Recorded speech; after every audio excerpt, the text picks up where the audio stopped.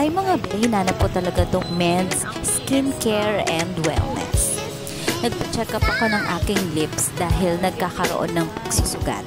Nakakatuwa kasi may doktor agad na nag-check sa akin at nabigyan ako agad ng cream and soap. At after using ng soap for 4 months ay naglighten up na yung skin ko at syempre nawala na rin yung pagsusugat. At syempre nakita ko nga pala ito sa may Manotok, Valenzuela City, tapat lang ng PS Bank. At medyo nagmamadali lang talaga tong kasama ko no, itong daughter ko, dahil naiinip na siya kakalakad namin kakahanap. Anyways, at least nakita namin.